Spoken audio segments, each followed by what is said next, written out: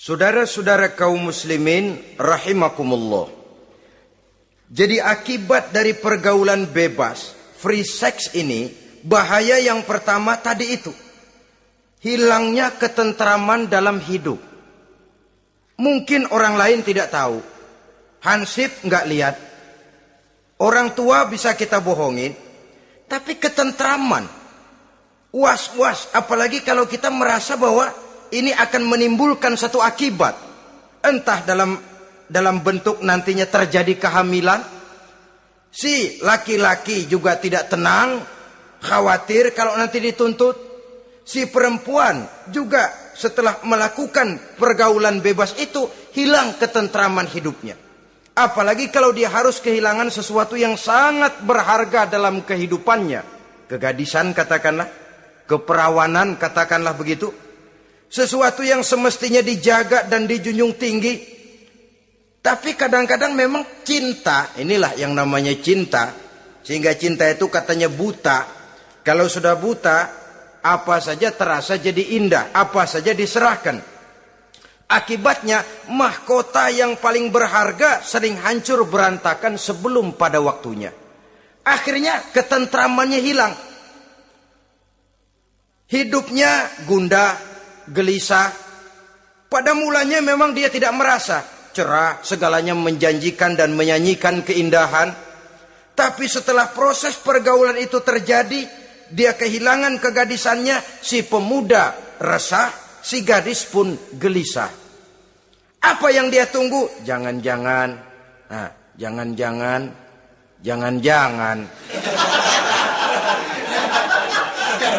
Ini biasanya tanggal segini sudah keluar, ini kok belum.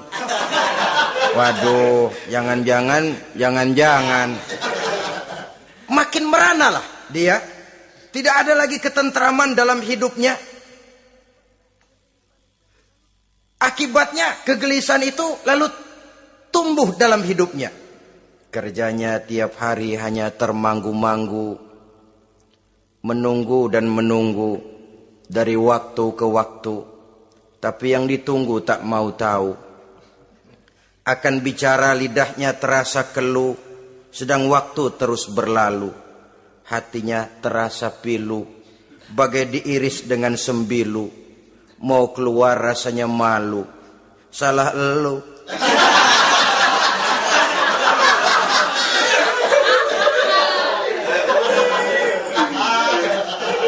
Iya toh? Salah elu. Ngapa nggak sabar nunggu penghulu?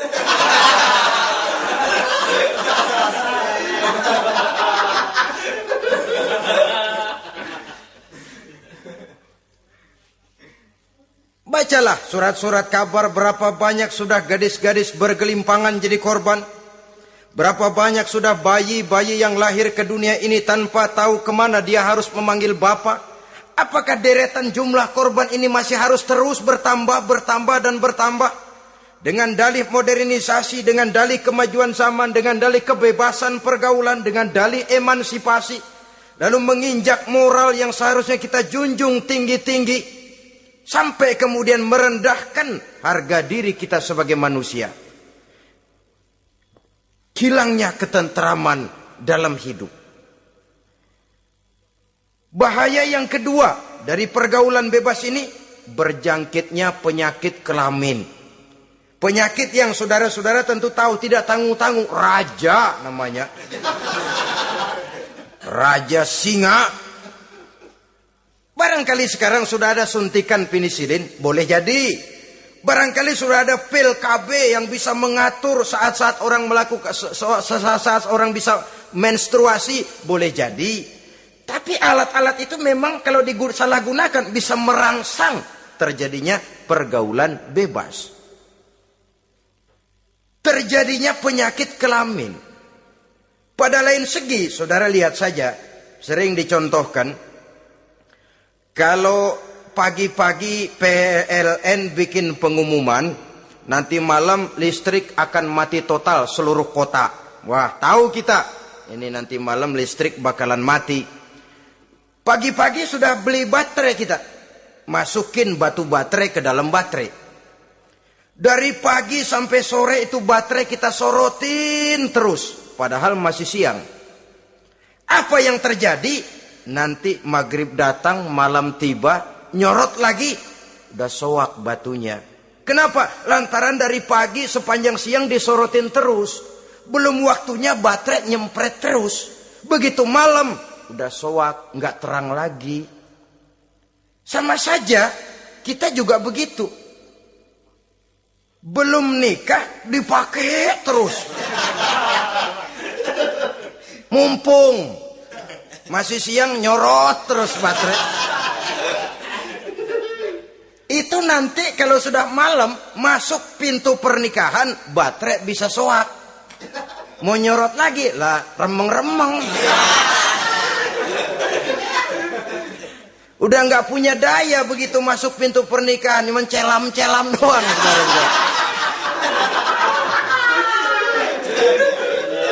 Kata orang-orang bisa assalamualaikum doang, nggak masuk, keluar lagi udah. Permisi doang. Saudara hadirin yang saya hormati, jadi itu juga termasuk satu jenis penyakit yang nantinya tentu akan merusak dan mengganggu keharmonisan hidup berumah tangga. Apalagi kalau sampai di tempat-tempat yang merupakan prostitusi umum, yang segala macam jenis bisa tumplek-blek di situ. Kita bisa bayangkan jenis penyakit-penyakit yang tumbuh di sana. Jadi dengan demikian saudara-saudara, yang kedua bahaya dari free sex ini bisa menimbulkan penyakit kelamin. Yang ketiga, mengganggu kelangsungan keturunan. Apalah dosanya anak-anak kita kalau mereka harus terlahir dengan membawa penyakit yang diwariskan oleh orang tuanya? Sudah kita ini bersalah, kesalahan itu terus diteruskan oleh anak kita juga. Alangkah kejamnya kelangsungan daripada keturunan. Sehingga dengan demikian saudara-saudara, kalau Islam memberikan pintu legitimasi lewat aturan yang disebut pernikahan atau perkawinan, maka itu memang untuk kepentingan dari kemanfaatan manusia itu sendiri. Penyakit yang keempat dari bahaya free sex ini, kita tahu bahwa seks memperturutkan nafsu seks itu sama dengan bayi.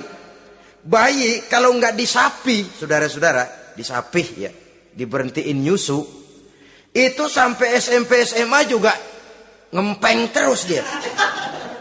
Kadang-kadang seorang ibu kan berat, aduh anak saya mau disapih, kasihan. Terus jangan disapi, sampai SMA masih ngempeng dia. Nafsu begitu, kalau diperturutkan, tidak diblokir, ya terus dan terus. Umumnya nggak ada orang yang nggak ketagihan kalau sudah melakukan hubungan seksual. Sehingga ada orang terlambat nikah, ketika ditanya bagaimana kamu nikah, nyesel kenapa? Kalau tahu enak dari dulu aja.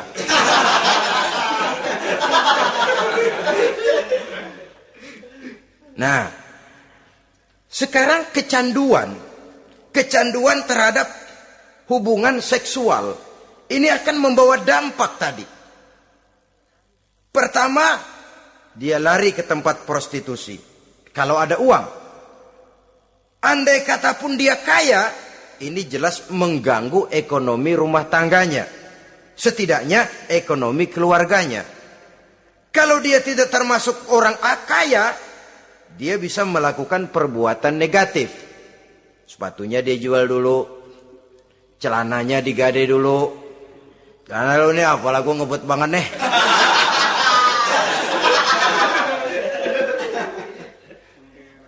Itu sudah mengarah kepada ekonomi. Belum lagi penyakit yang kelima, bahwa free sex ini bisa membawa kehancuran karier.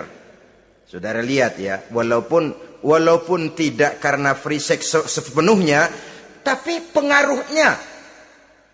Konon Julius Caesar yang begitu gagah perkasa, takluk dan bertekuk lutut di bawah kaki Cleopatra.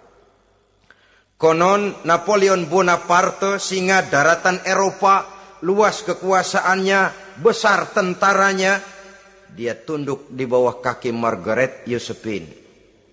Bahkan konon Adolf Hitler yang begitu luar biasa cuma tunduk kepada Eva Braun. Baiklah, itu sejarah masa lalu. Yang sekarang yang kita alami, saudara. Betapa seorang senator seperti Gary Hart, calon presiden unggulan di Amerika, brilian, jenius, cerdas, diunggulkan, masih muda. Betapa calon presiden ini harus mundur dan hancur karier politiknya. Cuma karena skandalnya dengan seorang hostess bernama Donna Rice. Ini di Amerika loh. Di satu negara yang konon katanya menganut liberalisme, tapi begitu tingginya dijunjung nilai-nilai moral. Kalau dia terlibat begitu, bagaimana kalau dia jadi presiden nanti? Bahkan paling belakang saudara-saudara, John Tower yang oleh Presiden Bush dicalonkan menjadi Menteri Pertahanan terpaksa ditolak oleh Senat. Oleh karena skandalnya, ya dengan minuman keras, ya dengan wanita. Saya katakan lagi, ini di negara yang kita katakan kita tuding sebagai negara liberal. Di negara yang menganut mudah-mudinya pergaulan bebas, entah nilai moral dituntut sedemikian luhur. Sehingga seorang bisa mengundurkan diri dari calon presiden karena terlibat skandal. Di Inggris pernah juga kejadian, di Italia pernah juga kejadian seorang Perdana Menteri terlibat skandal dengan seorang pramugari pesawat udara. Sampai kemudian dia dan seluruh kabinetnya membubarkan diri. Kehancuran karier. Karena bagaimanapun lemahnya wanita, perempuan sekalipun lemah, saudara-saudara, lelaki yang bagaimana gedenya juga dia telan. Itu namanya perempuan, saudara-saudara. Seseorang bisa bangkit ke panggung sejarah memegang peranan. Dari yang tidak pernah diperhitungkan bisa menjadi kekuatan yang diperhitungkan pun karena perempuan. Tapi seorang pun bisa ambles di telan perut sejarah. Juga karena perempuan. Kehancuran karier. Sebab pangkat yang tinggi, badan yang sehat bukan merupakan jaminan bahwa seseorang akan mampu menghadapi bujuk rayu dari seorang perempuan. Saudara-saudara kaum muslimin rahimakumullah. Oleh karena itu, mari sayangi diri, sayangi karier, sayangi ekonomi rumah tangga. Bertahun kita pergi pagi pulang sore peras keringat cari nafkah, menghidupi anak dan istri. Haruskah dia jadi hancur cuma oleh karena kecanduan kepada pelacur misalnya? Memang yang namanya pelacur tentu saja memikat, mempedaya, mempesona. Saudara-saudara kaum muslimin rahimakumullah. Karena apa? Karena yang dicari uang, mereka toh dagang. Taktik orang dagang tentu harus mampu memikat pembeli. Jangan lalu merasa senang. Waduh, ini malam mujur banget nih. Ngapa? Dapat yang baik banget sama gue. Waduh, ramah lagi orangnya. Udah endah aja udah.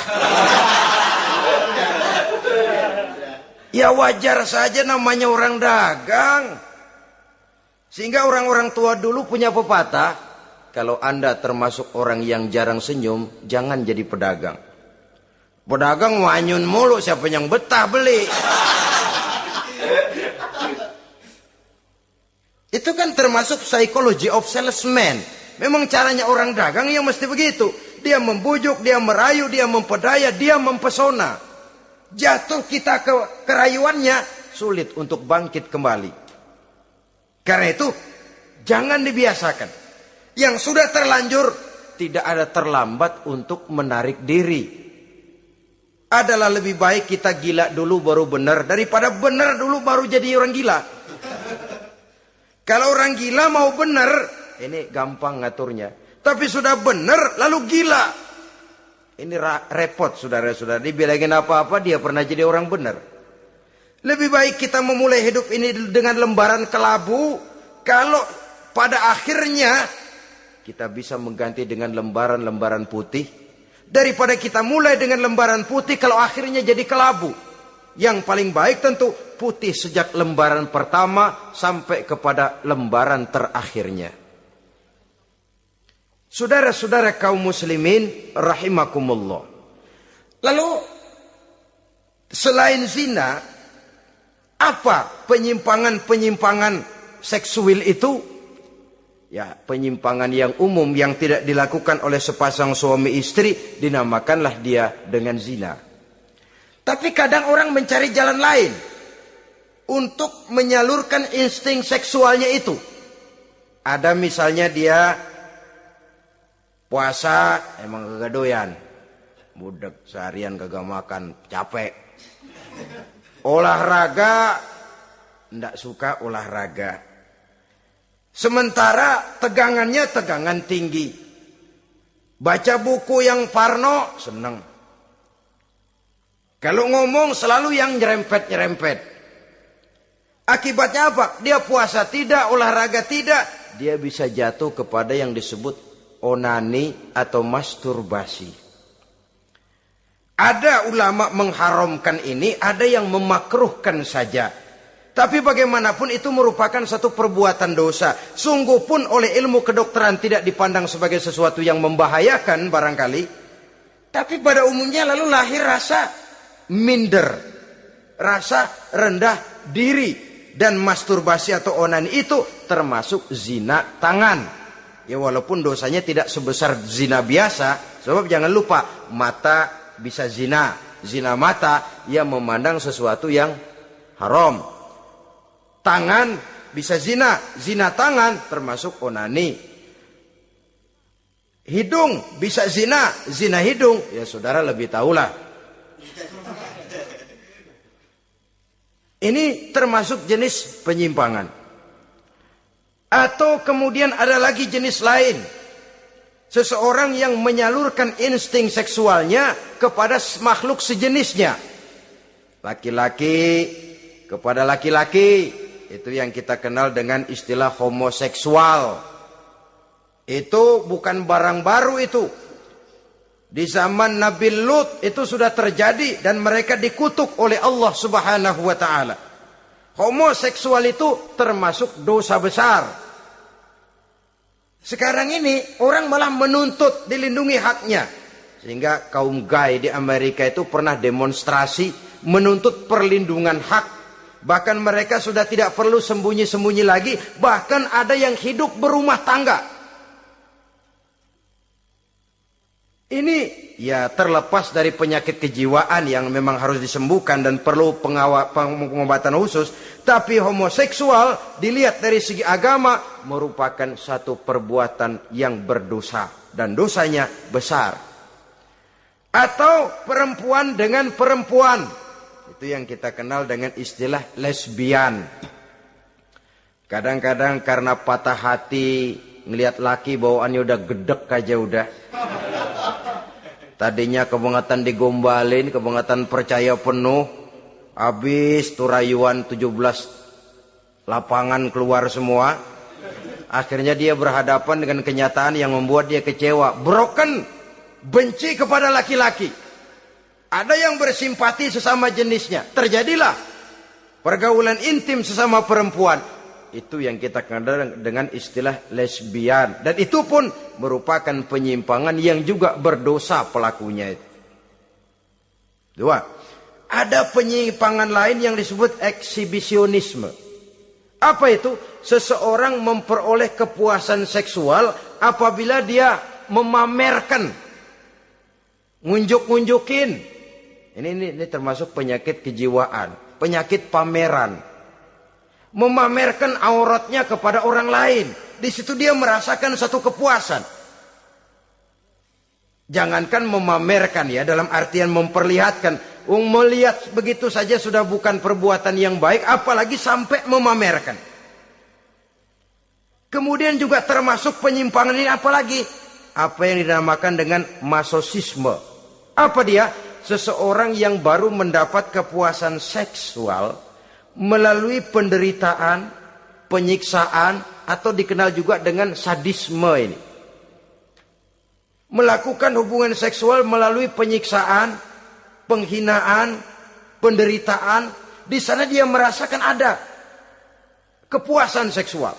Ini merupakan penyimpangan yang berbahaya. Sudah hubungan seksualnya di luar pernikahan berbahaya dan berdosa besar. Membuat orang lain menderita dan sakit, itu juga merupakan suatu perbuatan dosa. Kemudian yang kelima, apa yang disebut dengan pedofilia. Belakangan ini kita sering baca surat kabar atau majalah, ada orang tua berhubungan dengan anak kandungnya sendiri. Inna lillahi wa inna ilaihi raji'un. Ini udah bapak moyangnya dosa ini.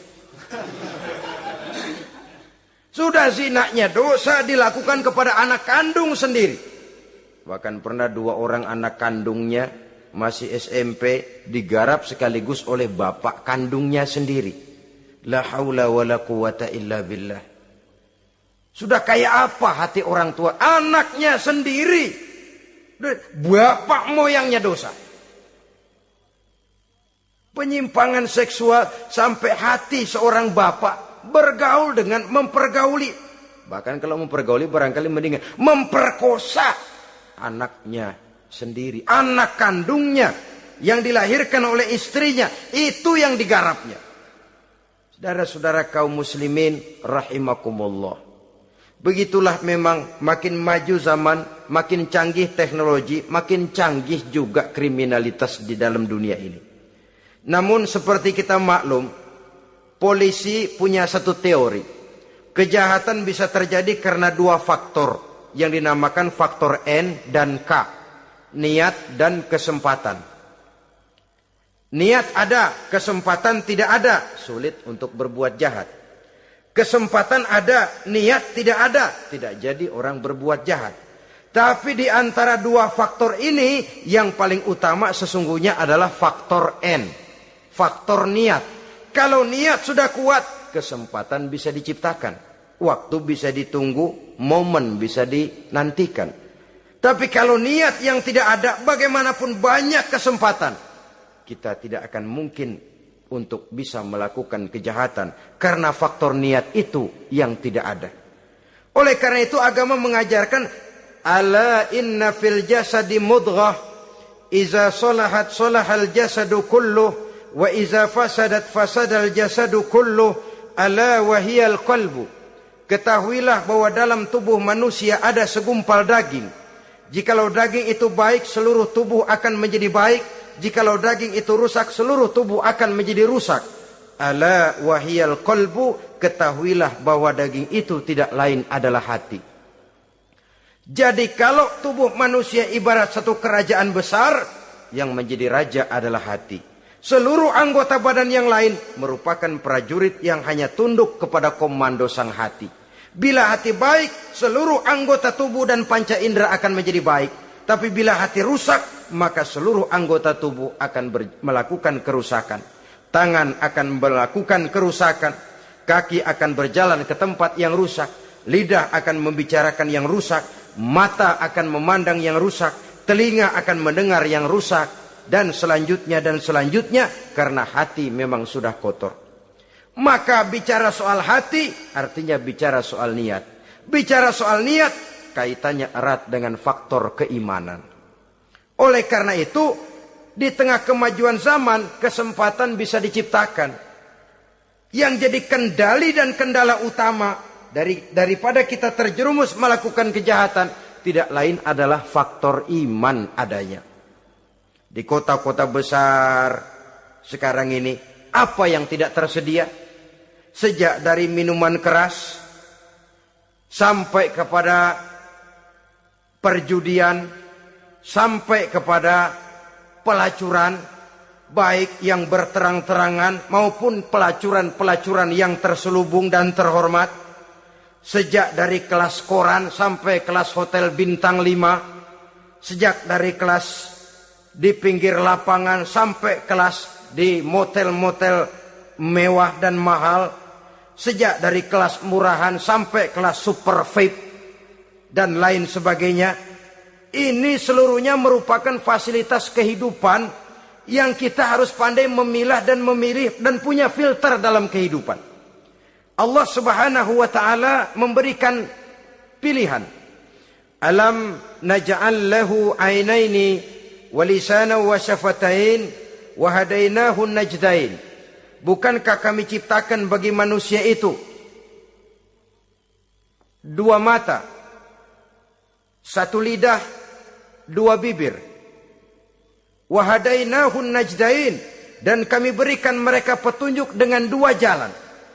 Manusia, ini jalan kanan, ini jalan kiri. Jalan kanan kau tempuh akan sampai ke surga. Jalan kiri kau tempuh akan sampai ke neraka. Sementara jalan ke kanan memang menanjak, banyak onak dan duri. Sementara jalan ke kiri memang kelihatannya menurun, bertabur bunga di kanan kirinya, harum dan mewangi. Falak tahamal aqabah. Kenapa kamu tidak mau menempuh jalan yang menanjak? Ini kecenderungan manusia. Ngapain nanjak, capek. Ini aja yang turun nih nggak pakai bertenaga. Ngapain kawin, repot lah pakai nyari nafkah, pakai kerja, ntar punya anak ribet lah, sama juga. Mendingan ke sono aja, 2000 bersih udah.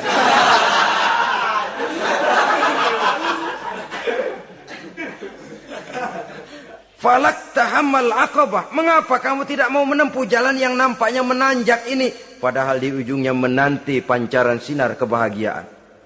Kau turuni jalan yang kelihatannya menurun ini, padahal di bawahnya menunggu jurang kehancuran yang sangat teramat dalam. Saudara-saudara kaum muslimin rahimakumullah. Dengan demikian, apabila Islam melarang manusia dengan larangan yang keras, jangan terjebak dalam pergaulan bebas, jangan berendam di dalam free sex, sesungguhnya adalah untuk kepentingan daripada manusia itu sendiri. Untuk martabatnya sebagai makhluk yang mulia tetap terjaga, ketenangan dan ketentraman hidupnya tetap terpelihara, jauh dari segala macam penyakit kelamin yang bisa membahayakan dirinya dan keturunannya, membawa kemantapan dan kemapanan di dalam ekonomi, dan juga jenjang karier yang dititinya, jenjang karier yang ditempuhnya. Taruh kata tidak menanjak, tapi juga tidak menurun. Sekurangnya dia bisa mempertahankan apa yang sudah diperolehnya itu. Ad-dunya mata' wa khairu mata'iha al-mar'atus salihah. Dunia ini memang kesenangan, mata', perhiasan. Dan perhiasan yang baik adalah perempuan yang soleh. Perempuan yang soleh yang tidak hanya memberikan kenikmatan jasmani, tapi juga memberikan ketentraman rohani, yang diikat dengan satu tali formal yang dinamakan dengan pernikahan atau perkawinan. Sah baik menurut agama juga menurut negara. Kita bisa menikmati kecenderungan insting seksual tadi dalam satu nada yang tenang, aman, tentram, memberikan kebahagiaan, kepuasan zahir dan batin.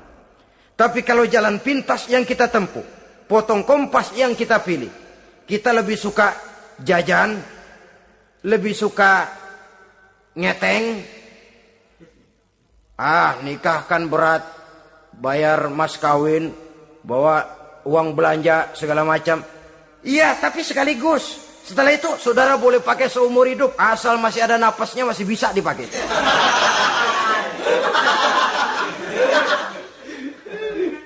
Tapi apabila potong kompas tadi, jajan yang kita tempuh kelihatannya memang ringan, 2000, ya mendingan dikit 5-10 ribu. Atau kalau sudah kelas VIP bisa ratusan bahkan jutaan. Sekali, 2 kali, 3 kali. Kalau dihitung-hitung bangkrut nggak karu-karuan kita.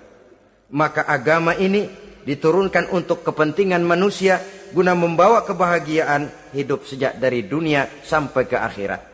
Kepada adik-adik remaja, para pemuda, jika sudah mampu memberikan nafkah, laksanakanlah pernikahan atau perkawinan. Jika belum mampu, maka jauhilah hal-hal yang dapat menimbulkan rangsangan seksual. Boleh dengan jalan berpuasa, memperbanyak olahraga, menggiatkan studi-studi klub, diskusi dan sebagainya. Sehingga kita selamat dari arus pergaulan bebas yang akan merendahkan martabat kita sebagai manusia. Inilah yang kita bicarakan pada pertemuan kali ini. Terima kasih atas segala perhatian. Mohon maaf atas segala kekurangan. Usikum wa nafsi bitaqwallah. Wassalamualaikum warahmatullahi wabarakatuh.